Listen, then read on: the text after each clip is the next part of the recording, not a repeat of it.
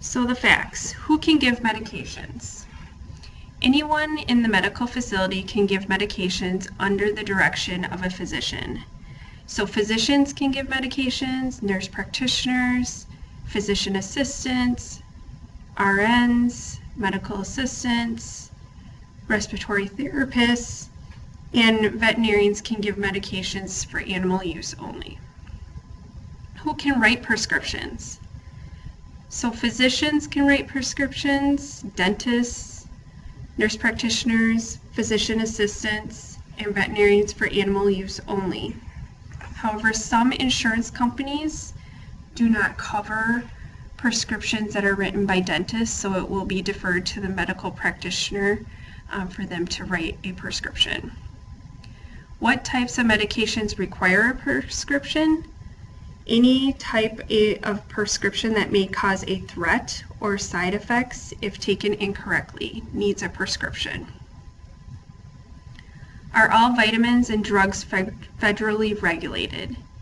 The simple answer is no. Vitamins and supplements are oftentimes not regulated by the FDA unless there are problems such as sickness of patients or incorrect labeling or false claims.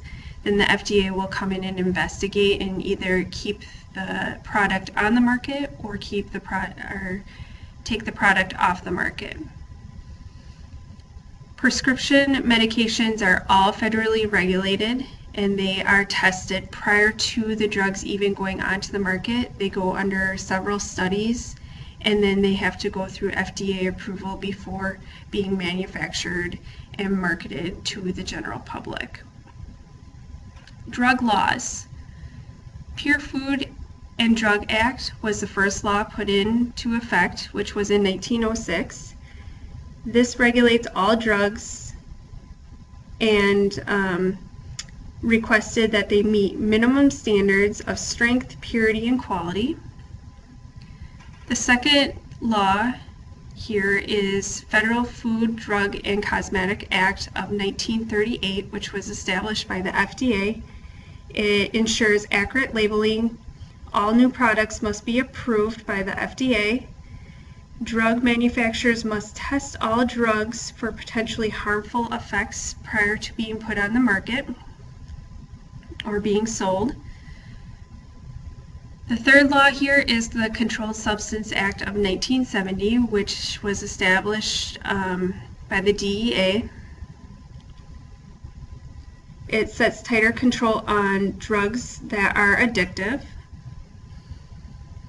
The fourth law here is the OBRA of 1990, which requires all medical facilities in the United States to record over-the-counter medications as part of the medical record. This is really important due to the many interactions that some of our over-the-counter medications can have with prescription drugs. What's the difference between the FDA and DEA? So the FDA inspects food, drugs, medical devices, and cosmetic manufacturing facilities. It oversees all testing, it assures proper labeling, and it investigates and removes harmful products from the market. The DEA is for controlled substances only. Not all prescription drugs are controlled substances. They enforce laws against illegal drug activity, and then they identify the need for changing schedules of abused drugs. All providers will have a DEA number. Generally, this DEA number starts with 2 alpha numeric numbers, so 2 alphabet letters, and then it will have a series of numbers following.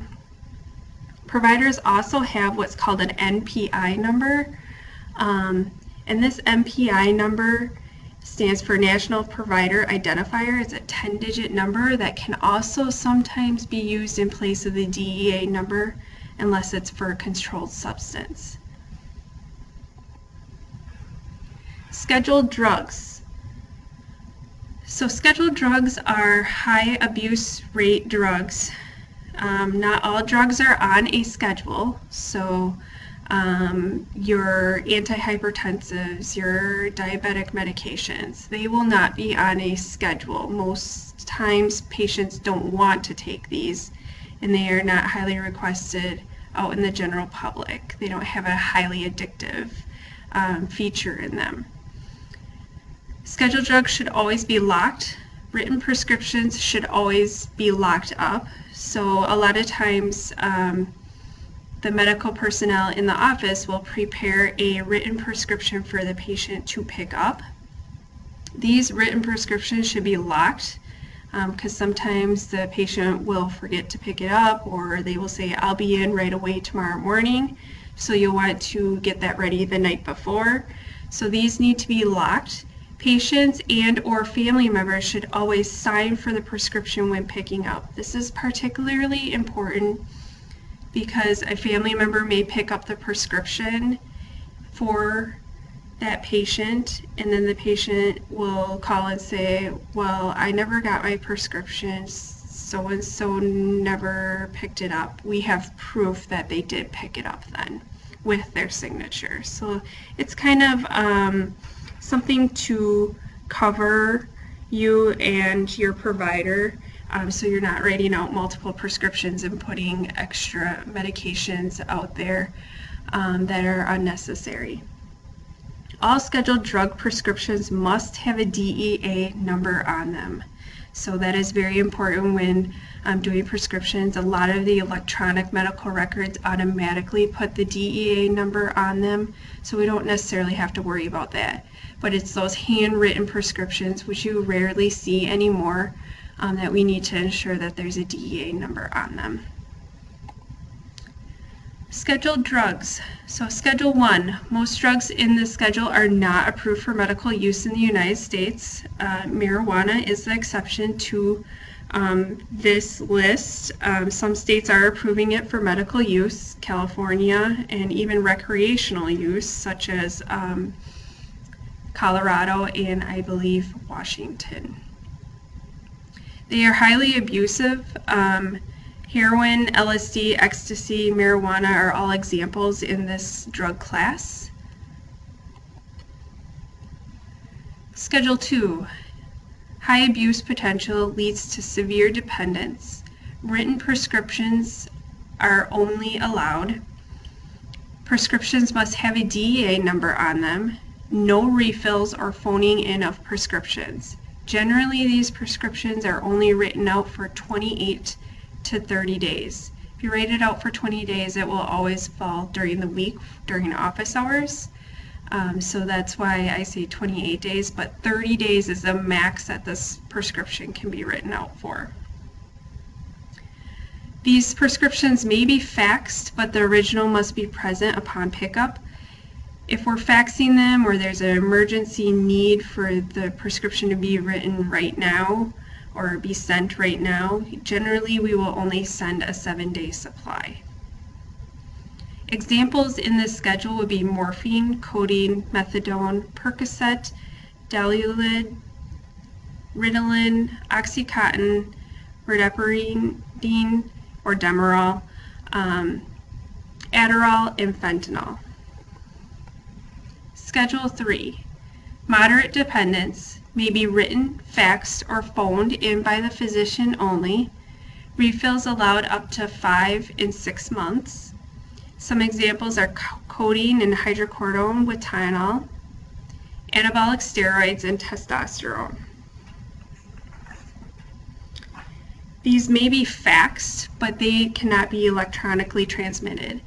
Within the electronic medical records, especially here in central Wisconsin, many of the prescriptions can be electronically transmitted, but we cannot do that with any of the scheduled drugs. They need to actually physically be faxed. Schedule 4, prescriptions can be written, phoned, or faxed by other health professionals, by physician, but the physician must co-sign. May be refilled up to 5 times within 6 months. Examples are Valium, Ativan, Xanax, phenobarbital, Restorol, Ambien, Darvocet, Soma, and Tramadol. A lot of these medications are your anti-anxiety medications, your pain medications. Those are the two most abused classes of prescription drugs that there are. Schedule 5, low abuse potential consists primarily of preparations of cough suppressants containing codeine and preparations for diarrhea. Also, Lyrica falls under this drug schedule.